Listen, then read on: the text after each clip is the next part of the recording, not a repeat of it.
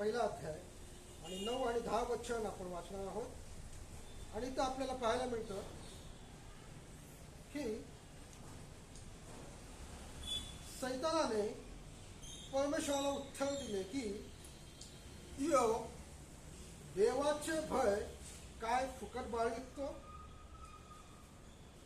तो त्याचे घर व त्याचे सर्वस्व या भोवती तू कुंपण घातले नाही का? तू त्याच्या हातास यश दिले नाही का व त्याचे धन वृद्धी पावत नाही का? आणि वाचलं वचन परमेश्वर तुमच्यासाठी आशीर्वादाचं करो। आणि जे काय मला आज देवाच्या वचनातून तुम्हाला सांगायचं आहे की जो प्रश्न सैतानाने जे वाक्य सैतानाने उद्गारलेलं आहे की इयोब तुझे भय काय फुकट बाळगतो का, कळलं? आणि हे शब्द आहेत इयोब पहिला अध्याय 9 आणि 10 वचनामध्ये आपण पाहणार आहोत। आणि तुम्हाला थोडक्यात ह्याची इयोबाची पार्श्वभूमी सांगू द्या। इयोब पहिला अध्याय पहिल्या वचनात आपण पाहिलं तर ऊस देशात एक पुरुष होता, त्याचे नाव इयोब होते। तो सात्विक, सरळ व देवाला भिवून वागे व पापापासून दूर राहील। आणि ऊस देशातील एका व्यक्तीविषयी हे पुस्तक आहे आणि त्याचं वर्णन पहिल्या वचनातच केलेलं आहे। तो सात्विक आहे, सरळ आहे, तो पापाला देवाला भिवून वागे व पापापासून तो दूर राहील।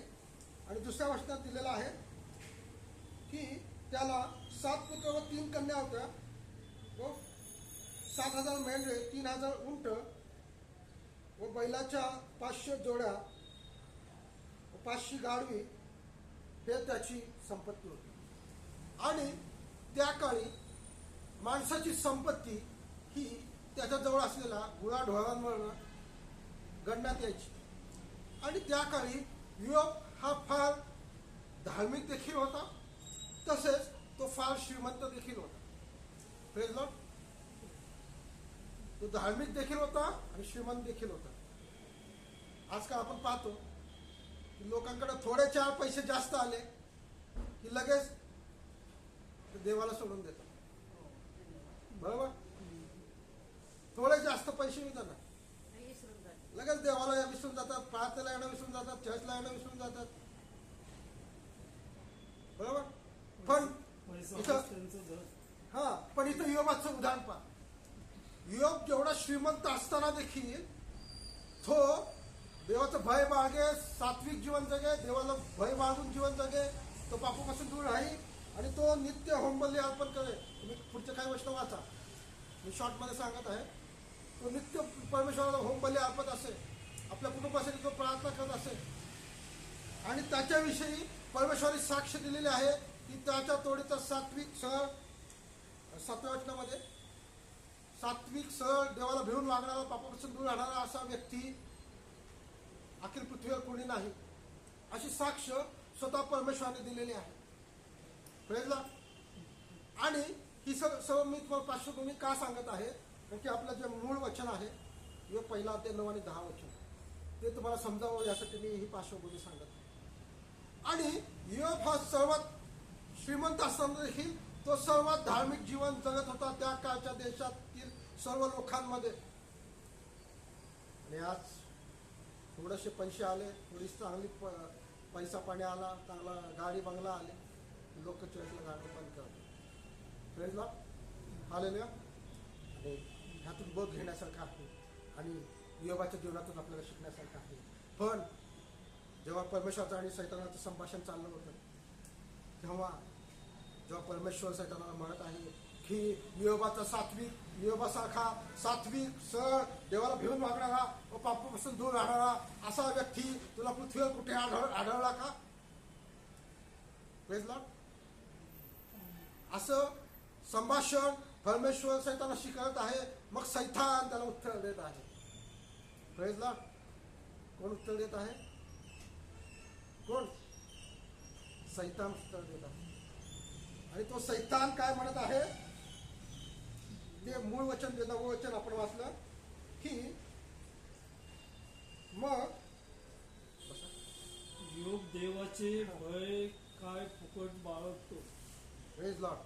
मग सैतान काय उत्तर देत आहे परमेश्वराला की योग देवाचे भय काय फुकट बाळगतो. आणि प्रियांनो, आज हीच गोष्ट आपल्याला समजून घेण्याची गरज आहे. ही गोष्ट सैतानाला माहीत आहे, ती गोष्ट आज विश्वासणाऱ्यांना माहीत आहे. किंवा माहीत असून ते न माहीत असल्यासारखं जीवन जगत आहे. Praise Lord. हालेलुया. जी गोष्ट सैतानाला माहीत आहे, ती गोष्ट मनुष्याला, विश्वासणाऱ्यांना माहीत असून देखील ते माहीत नसल्यासारखे जीवन जगत आहे. आणि ह्या वचनातून आपल्याला शिकण्यासारखं आहे की सैतान म्हणत आहे, हे पुढचे ही जी 2 वचनं आपण वाचली ते सैतान आणि परमेश्वराला दिलेले उत्तर आहे की योग परमेश्वराचे भय काय फुकट बाळगतो का. मग ते 10व्या वचनात आपण येऊया. 10वं वचन आहे, तो त्याचे धन, त्याचे सर्वस्व याभोवती तू कवच घातले आहे ना, कुंपण घातले आहे ना, तू त्याच्या हातात यश दिले आहे ना, तू देशात त्याचे धन वृद्धी पावत आहे ना. Praise Lord. हालेलुया. सिस्टर, योग पहिला अध्याय 9-10 वचन आपण पाहत आहोत आणि त्याच्यावरती मनन चिंतन करत आहोत. आणि योग हा ऊस देशातील एक फार धार्मिक व्यक्ती होता, तसेच फार श्रीमंत व्यक्ती देखील होता. आणि श्रीमंत असताना देखील त्याने आपली धार्मिकता सोडली नाही, परमेश्वराचं भय धरून जीवन जगणं सोडलं नाही. आणि जेव्हा परमेश्वराचं आणि सैतानाचं संभाषण झालं तेव्हा परमेश्वराने सैतानाला प्रश्न विचारला की तुला पृथ्वीवर योबासारखा धार्मिक, सात्विक, सरळ, देवाचे भय बाळगणारा, पापापासून दूर राहणारा व्यक्ती आढळला का. मग त्या प्रश्नावरती सैतानाने जे उत्तर दिलेलं आहे ते 9व्या-10व्या वचनामध्ये, त्याचं आपण मनन चिंतन आज करत आहोत. कळलं? तुम्ही उशिरा आले म्हणून मी तुम्हाला सांगितलं. आणि मग विचार करा प्रियांनो, तो सैतान सांगत आहे, परमेश्वराशी बोलत आहे आणि तो म्हणत आहे योग काय तुझे भय फुकट बाळगतो. आज काय फुकट काय मिळतं का. मिळतं का फुकट. लाडक्या बहिणीचे पैसे मिळवण्यासाठी सुद्धा 10 वेळा आधार कार्ड लिंक करा, इकडे लिंक करा, इकडे अकाउंट काढा, ह्याला KYC करा, त्याला KYC करा. म्हणजे फुकट एखादी गोष्ट पाहिजे तरी त्याला 10 गोष्टी कराव्या लागतात. Praise Lord. एक उदाहरण सांगितलं तुम्हाला. म्हणजे फुकट सध्या काही नाही. आता सध्या मतदार यादीची नोंदणीची पण मोहीम आहे. म्हणजे तुम्हाला मतदान करायचं असेल तरी 4 फॉर्म भरून द्या, त्याला हे कागदपत्र जोडा, ते कागदपत्र जोडा. बरोबर. म्हणजे उदाहरण, जागी उदाहरण सांगतो. म्हणजे फुकट सध्या आपल्याला काहीच भेटत नाही. आणि जर फुकट काय भेटायचं असेल तरी त्याला 4 गोष्टी कराव्या लागतात. म्हणजे ती एक प्रकारे किंमत मोजल्यासारखी आहे ती गोष्ट मिळवण्यासाठी. आणि इथं आपल्याला पाहायला मिळतं की सैतानाला ते कळलेलं आहे की योग परमेश्वराचं भय काय फुकट बाळगत नाही, तर त्याद्वारे योगाचे सर्वस्व परमेश्वराने आशीर्वादित केलेलं आहे. योगाच्या सर्वस्वाभोवती परमेश्वराने कुंपण घातलेलं आहे. म्हणजे योगाच्या सर्वस्वाभोवती परमेश्वराने प्रोटेक्शन, कुंपण म्हणजे काय, संरक्षण केलेलं आहे. संरक्षण केलेलं आहे. आणि तुम्हाला ते वचन वाचा, स्तोत्र संरक्षणाविषयीचं वचन आहे 34:7. स्तोत्र 34:7 वाचा.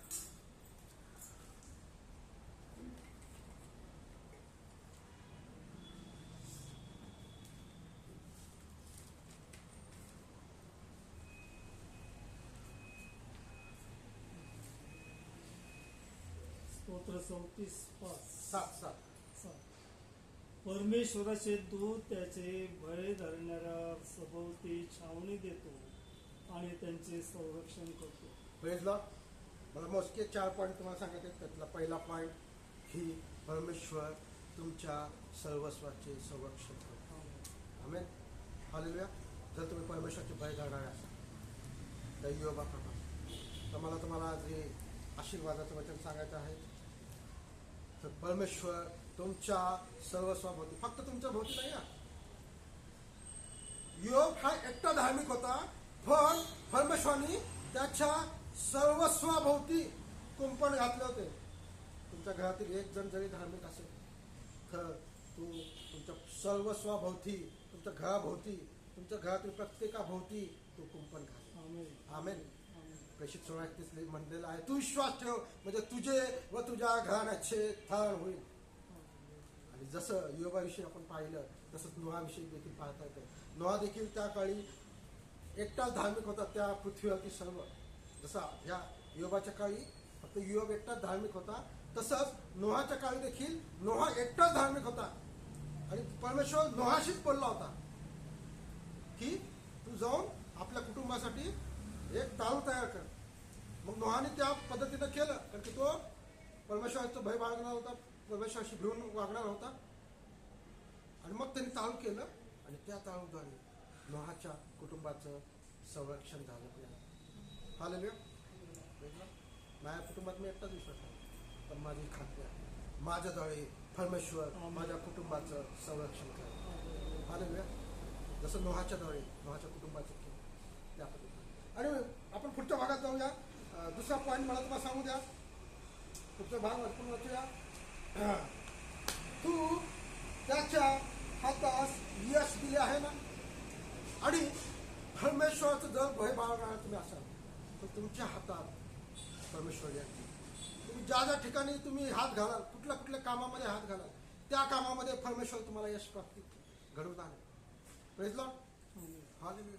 जर तुम्ही परमेश्वराचे भय बाळगणार असाल तर तुम्हाला तुमच्या यश प्राप्तीसाठी झगडावं लागणार नाही. तुमच्या कामातील यशासाठी तुम्हाला फार कष्ट घ्यावे लागणार नाही. कारण की दावीद परमेश्वराचं भय बाळगणार होता, परमेश्वरावर प्रीती करणार होता. आणि दावीद जे जे काम हाती घे ते परमेश्वर सिद्धीस नाही.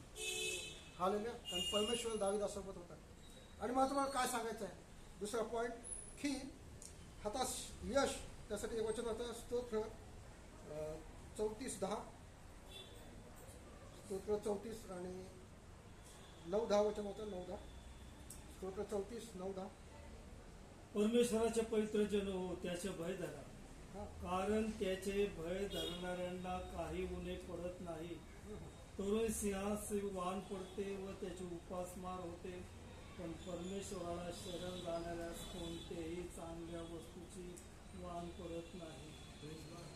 जे परमेश्वराची भय धरतात त्यांना कुठल्याही गोष्टीची वाण पडणार नाही असं देवाचं वचन म्हणतात. हे मी म्हणत नाही, मी माझ्या माणसात सांगेन. देवाचं वचन म्हणतं की जे परमेश्वराचे भय धरतात त्यांना कुठल्याही गोष्टीची वाण पडणार नाही. आणि दावीद स्तोत्र 23:1 मध्ये म्हणतो, परमेश्वर माझा मेंढपाळ आहे, मला काही उणे नाही. आणि जेव्हा प्रभू येशू ख्रिस्तांनी आपल्या शिष्यांना प्रेषितांना सेवेसाठी पाठवलं तेव्हा ते आनंदाने मागे म्हणले की मी तुम्हाला पिशवी जोडी वाहना या वाचून पाठवले, तुम्हाला काही उणे पडले का? तर ते म्हणाले आम्हाला काही उणे पडले नाही. हालेलुया. Praise Lord. आणि जर तुम्ही योगाप्रमाणे परमेश्वराचे भय धरून जीवन जगत असाल तर मला तुम्हाला सांगू द्या, दुसरा पॉईंट.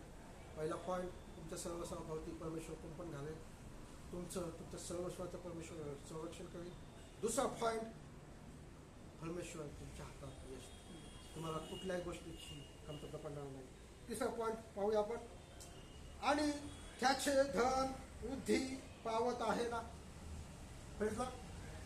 हे वचन सैतान परमेश्वर म्हणत आहे, हे लक्षात घ्या.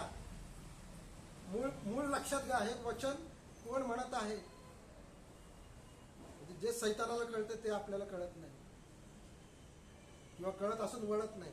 काय म्हणतात, झोपलेल्याला उठवता येतं पण झोपेचे सोंग घेणाऱ्याला उठवता येत नाही. आणि आज मंडळीने झोपेचं सोंग घेतलेलं आहे, धार्मिकतेचं सोंग घेतलेलं आहे, विश्वासनाचं सोंग घेतलेलं आहे. ते आहेत विश्वास नाही, पण ते सोंग घेतलेलं आहे. कळलं.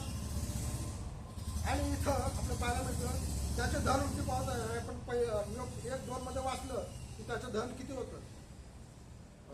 वाचा योग 1-2 पुन्हा एकदा वाचतो ते वचन. योग 1 अध्याय 2 वचन. त्याचं धन किती होतं योगाचं?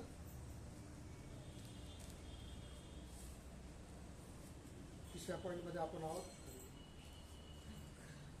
योग 1-2. त्याला 7 पुत्र व 3 कन्या झाल्या. 7,000 मेंढरे, 3,000 उंट, बैलांच्या 500 जोड्या व 500 गाढवे एवढे त्याचे धन होते. आणि त्याचा परिवार फार मोठा होता. हालेलुया. आणि धन हे फक्त गाढवे ह्याच्यातच नाही, तर त्याची संतती, पुढचे फळ हे देखील देवाचे धन आहे. हालेलुया. Praise Lord. पुढचे फळ देखील देवाचे धन आहे. आणि योग पहिला ते दुसरं वचन आपण पाहतो की त्याचे धन वृद्धी पावत होते. फक्त संपत्तीच नाही, पुढचे फळ देखील त्याचे धन आहे आणि ते देखील वृद्धी पावत होतं. त्याचा परिवार फार मोठा होता. इथं देवाचे वचन आहे. ठीक आहे. आणि मला तुम्हाला सांगू द्या, ही धनवृद्धी ही परमेश्वरापासून आहे. जे त्याचे भय बाळगतात त्यांच्यासाठी परमेश्वर त्यांचे धनवृद्धी करतो.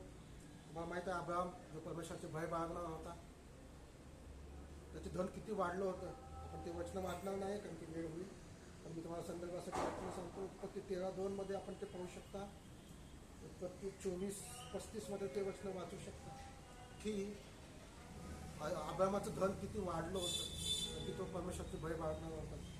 तसंच हिजकिया राजाचं धन देखील पुष्कळ वाढलं होतं कारण की तो देखील परमेश्वराचं भय बाळगणारा होता. दुसरे इतिहास 32वा अध्याय 27 ते 29 वचन आहेत. आणि असे बरेचसे वचन आपल्याला पाहायला मिळतील की जे परमेश्वराचे भय बाळगणारे होते, त्यांचं धन परमेश्वराने वाढवलं होतं. आणि मला तुम्हाला सांगू द्या प्रियांनो, की योग परमेश्वराचं भय फुकट धरत नव्हतं. की जे योगाला माहीत होतं की मी जर परमेश्वराचं भय धरून जीवन जगलो तर परमेश्वर माझं संरक्षण करेल, माझ्या सर्वस्वाचं संरक्षण करेल, माझ्या हातात यश देईल, मला सर्व धन, माझं कुटुंब वाढेल, माझं धन वाढवेल आणि सर्व बाबतीत मला तो आशीर्वादित करेल. हे योगाला माहीत होतं आणि हे सैतानाला देखील माहीत. आणि प्रियांनो, आज जेवढी माहिती तुम्हाला आहे ना, त्याच्यावर जास्त माहिती सैतानाला. प्रभू श्री ख्रिस्ताची परीक्षा सैतानाने कशाने घेतली? देवाच्या वचनाच्या द्वारे. आणि जेव्हा जेव्हा भूतग्रस्त प्रभू श्री ख्रिस्ताला पाहायचे तेव्हा ते प्रभू श्री ख्रिस्ताला म्हणायचे, देवाचे पुत्र. बरोबर. एकदा प्रभू श्री ख्रिस्त गणेश मध्ये गेला भूत काढायला, तेव्हा एक भूतग्रस्त येऊन त्याला म्हणाला, अहो देवाचे पुत्र, तुम्ही इथे कशाला आला आहात? बरोबर. आणि त्याच्यामध्ये सैतानाचा आत्मा होता. आणि नंतर प्रभू श्री ख्रिस्ताने त्याला आज्ञा केली त्या सैतानाला की निघून जा. आणि तिथं डुकराचा कळप होता, तिकडे जा. आणि मग त्या डुकराच्या कळपात गेला आणि ते समाज 2000 डुकरं होते. Praise Lord. आणि मला तुम्हाला काय सांगायचं की तुमच्यापेक्षा जास्त माहिती बायबलची सैतानाला. Praise Lord. बाळासाहेबांनी बरोबर. आणि तुम्हाला परमेश्वर किती आशीर्वादित करू शकतो हे देखील सैतानाला माहिती. तो तुमचं संरक्षण करू शकतो हे देखील सैतानाला माहित आहे. म्हणून त्या सैतानाने पुढे सांगितलं की तू त्याचा हात काढ, म्हणजे मी त्याला हात लावीन. पुढच्या काय वाचलं तुम्हाला, तू त्याचा हात काढ, तुझा हात जाऊ दे ना, मला त्याला काहीच करता येत नाही. तुझं संरक्षण काढ, तुझं कुंपण काढ, मग मी त्याला हात लावीन. मग बघू तो तुझी भक्ती आराधना करेल का, तुझं भय धरून जीवन जगेल का. पण प्रियांनो, पुढचे काही वचन तुम्ही वाचा. जरी परमेश्वराने त्याचा हात काढला आणि सैतानाला फ्री हँड दिला, फ्री हँड असतं ना, क्रिकेट पाहता का, जेव्हा नो बॉल येतो तेव्हा फ्री हिट दिली जाते.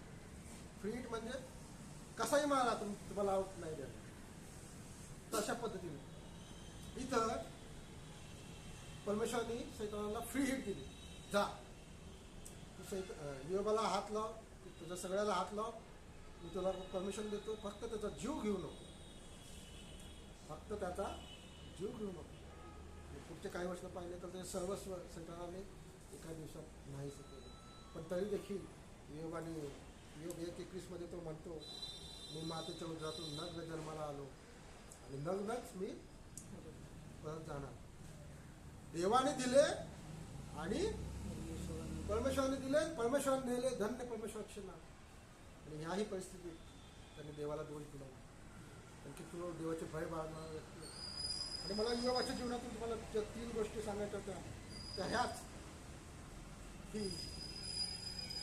योग परमेश्वराचे भय धरणार होता आणि त्याला त्याची माहिती होती की तो का परमेश्वराचे भय धरत आहे. तशीच माहिती सैतानालाही होती आणि तीच माहिती आज तुम्हाला असणं गरजेचं आहे. जर तुम्हाला ती असली असती तर आज चर्च फुल झालं असतं. पण शोकांतिक आहे, रविवारी सुद्धा 10-12 लोक येतात. ते पण कुणी 11ला येतात, कुणी 11:30ला येतात, कुणी 11:45ला येतात. नुसते हाजरी लावायचे. कारण परमेश्वराचं भय नाही, परमेश्वराचं भय नाही, देवाची प्रीती नाही. देवाची जे प्रीती असतात ते पहिलंच 10:30च्या आधीच येऊन थांबते. Praise Lord. मला कोणाला दुखवायचं नाही, कोणाचे दोष दाखवायचे नाहीत. पण जे मला रविवारी जे मला वाईट अनुभव आला की मी एवढं लांबून पावसात भिजून एकटा आलो, चहा नाश्ता सुद्धा मी केला नाही चर्चला येण्यासाठी. आणि तिथे येऊन पाहतो तर चर्च चालू झालं 11:30. आणि खूप मला त्याबद्दल वाईट वाटलं. आणि मी साहेबांना मॅसेज पण टाकले तसे, मला क्षमा करा. पण मला त्यामुळं देवाने प्रेरणा दिली की आज तू मंडळीला शिकव की परमेश्वराचे भय धरणं किती महत्त्वाचं आहे. परमेश्वराचं भय धरणं किती महत्त्वाचं आहे, तर की ही गोष्ट सैतानाला माहीत आहे. ती गोष्ट तुम्हाला माहीत नाही, किंवा माहीत असून तुम्ही त्याप्रमाणे कृती करत नाही. माहीत आहे, बायबल सगळ्यांना तोंडपाठ आहे. हो, कुठलाही वचन सांगा ते लगेच सांगतील, तोंडपाठ आहे. पण ते आचरण नाही, त्यानुसार जीवन जगणं नाही. कृतीशिवाय विश्वास नुसतं वचन ऐकणारे असं तर वचन पाहणारे असा. आणि परमेश्वर या वचनाद्वारे तुम्हाला आशीर्वाद करू. आपण आपल्या जागेवर उभ्या राहूया आणि प्रार्थना करू. Hallelujah, hallelujah. धन्यवाद, धन्यवाद, धन्यवाद, धन्यवाद. स्तुती प्रार्थना आहे. आम्ही तुझी स्तुती करतो, आम्ही तुझं नाव लावून छापतो लावतो. बापा धन्यवाद. योबाच्या जीवनातून तू आमची शिकवली, जो योग इतका धार्मिक असताना देखील तो तुझे भय बाळगत होता, तुला भिवून तो वागत होता, पापापासून दूर राहत होता. आणि ही गोष्ट जशी योबाला माहिती होती तशीच ती गोष्ट सैतानालाही माहिती. पण परमेश्वर आज मंडळीची अवस्था अशी आहे, आज विश्वासांची अवस्था अशी आहे की ते तुझे भय धरत नाही, तुझे भय धरून जीवन जगत